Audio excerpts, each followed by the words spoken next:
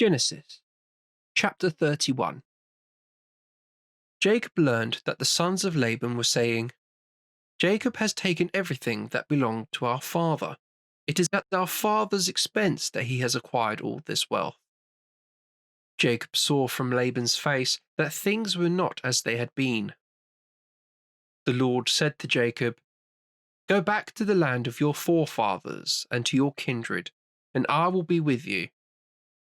So Jacob had Rachel and Leah called to the fields where his flocks were, and he said to them, "I can see from your father's face that I am out of favor with him now, but the God of my father has been with me. You yourselves know that I have worked for your father with all my strength.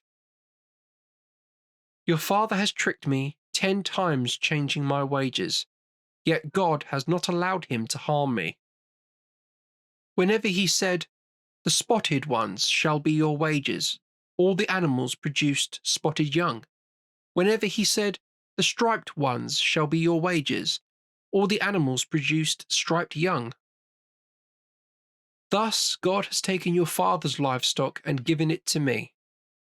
It happened at the time when the animals were on heat that in a dream I looked up and saw that the males covering the females of the flock were striped or spotted or piebald. In the dream, the angel of God called to me, "Jacob," and I answered, "I am here." He said, "Look up and see. All the males covering the females of the flock are striped or spotted or piebald, for I have seen all that Laban has done to you. I am the God of Bethel, where you poured oil on a monument, and where you made a vow to me. Now get ready to leave this country and return to the land of your birth." In answer, Rachel and Leah said to him, "Have we any share left in the inheritance of our father's house?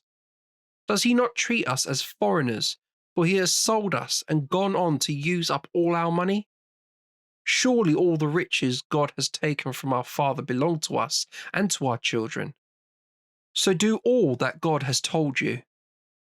Jacob made ready and put his children and his wives on camels, and he drove all his livestock before him, with all he had acquired, the livestock belonging to him which he had acquired in Padan Aram, to go to his father Isaac in the land of Canaan. When Laban had gone to shear his flock, Rachel stole the household idols belonging to her father.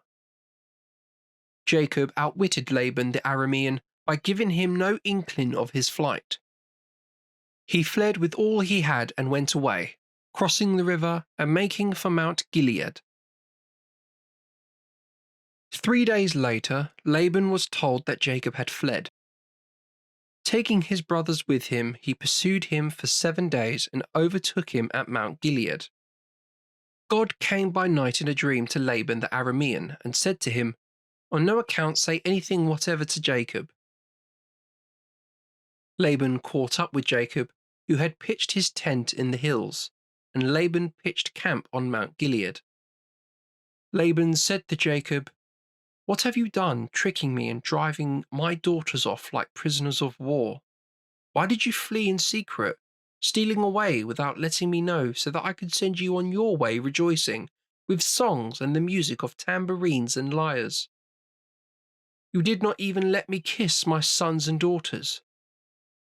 You have behaved like a fool. It is in my power to do you harm, but the God of your father said to me last night, 'On no account say anything whatever to Jacob.'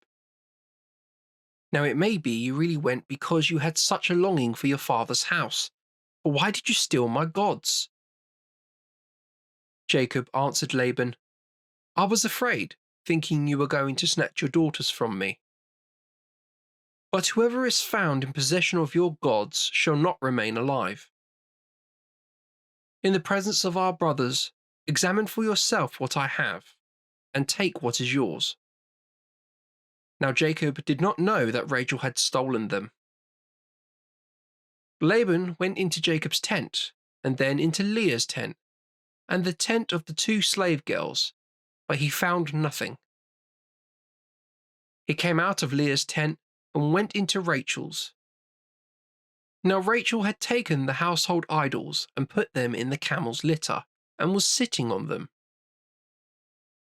Laban went through everything in the tent, but found nothing. Then Rachel said to her father, "Do not look angry, my lord, because I cannot rise in your presence, for I am as women are from time to time."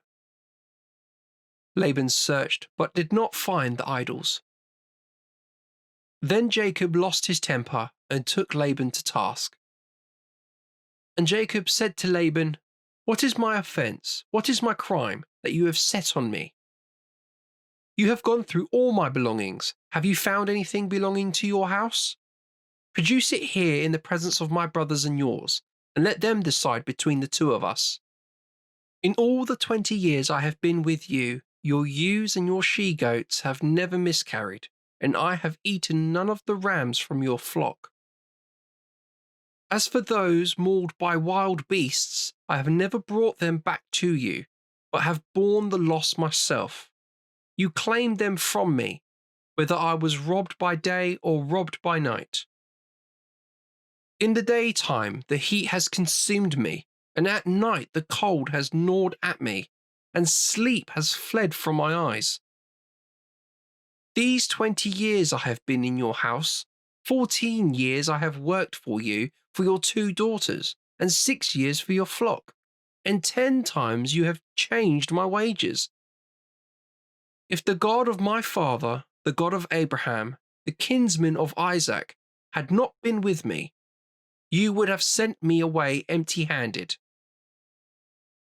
But God has seen my weariness and the work done by my hands, and last night he delivered judgment." Laban gave Jacob this answer: "These daughters are my daughters, and these sons are my sons. These sheep are my sheep, and all that you see belongs to me. But what can I do today about my daughters and about the sons they have borne?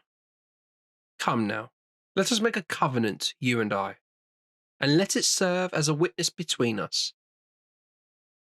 Then Jacob took a stone and set it up as a monument. Jacob said to his kinsman, "Collect some stones," and gathering some stones, they made a cairn. They had a meal there on the cairn, and Laban called it Jegar-sahadutha, while Jacob called it Galeed. Laban said, "May this cairn be a witness between us today." That is why he named it Galeed, and also Mizpah, because he said, "Let the Lord act as a watchman between us when we are no longer in sight of each other. If you ill-treat my daughters or marry other women in addition to my daughters, even though no one be with us, remember, God is witness between us." Then Laban said to Jacob, "Here is this cairn I have thrown up between us, and here is the monument.